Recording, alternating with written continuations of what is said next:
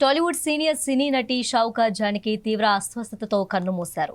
95 ఏళ్ల వయసున్న ఆమె గత కొంతకాలంగా వృద్ధాప్యానికి సంబంధించిన అనారోగ్య సమస్యలతో బాధపడుతూ చికిత్స పొందుతున్నారు.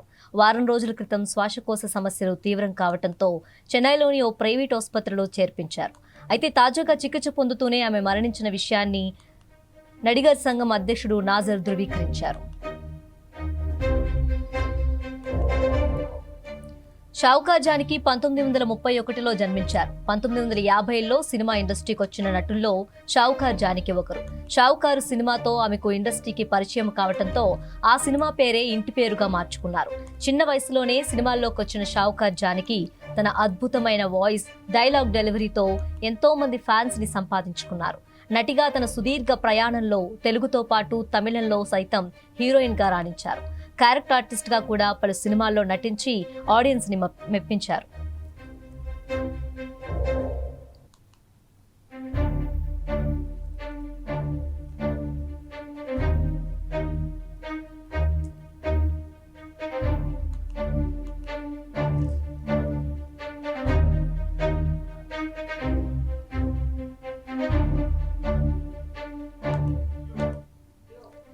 తెలుగు, తమిళ, కన్నడ భాషల్లో 400కు పైగా చిత్రాల్లో నటించి 4 తరాల ప్రేక్షకులను అలరించిన ఘనత ఆమె సొంతం.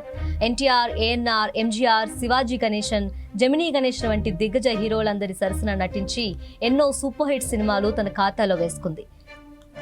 ఏవిఎం సంస్థ నిర్మించిన సంసారం ఒక చదరంగం చిత్రంలో చిలకమ్మగా షౌకర్ జానకి నటన తెలుగు ప్రేక్షకుల గుండెల్లో అలా నిలిచిపోయింది.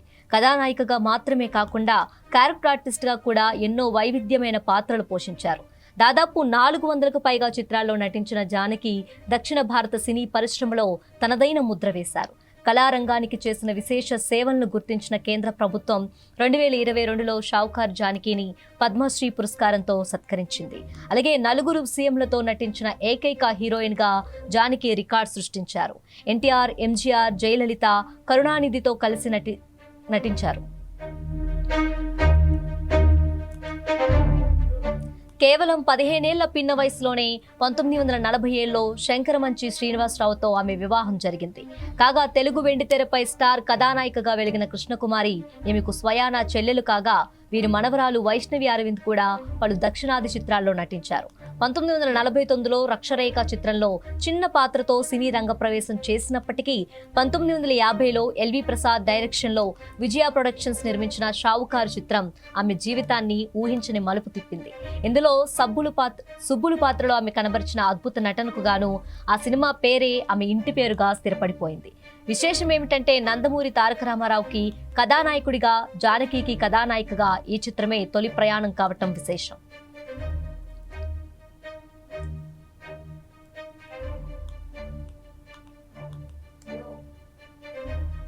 పంతొమ్మిది 1975 తర్వాత కథానాయిక పాత్రల నుండి హుందాగా సహాయ నటి పాత్రలోకి మారిన ఆమె సంసారం ఒక చదరంగం చిత్రంలో చిలకమ్మ పాత్రలో జీవించి నంది అవార్డును అందుకున్నారు. రోజులు మారాయి, మంచి మనసులు, డాక్టర్ చక్రవర్తి, గీతాంజలి, తాయారమ్మ, బంగారమ్మ వంటి ఎన్నో చిరస్మరణీయ చిత్రాల్లో నటించిన ఆమె 2023లో వచ్చిన అన్ని మంచి శకునములే చిత్రంలో చివరిసారిగా అలరించారు. ఆమె సేవా రంగానికి, కళారంగానికి చేసిన సేవలకు గాను అరిజోనా విశ్వవిద్యాలయం నుంచి గౌరవ డాక్టరేట్ పొందగా 2022లో కేంద్ర ప్రభుత్వం ఆమెను పద్మశ్రీ పురస్కారంతో సత్కరించింది.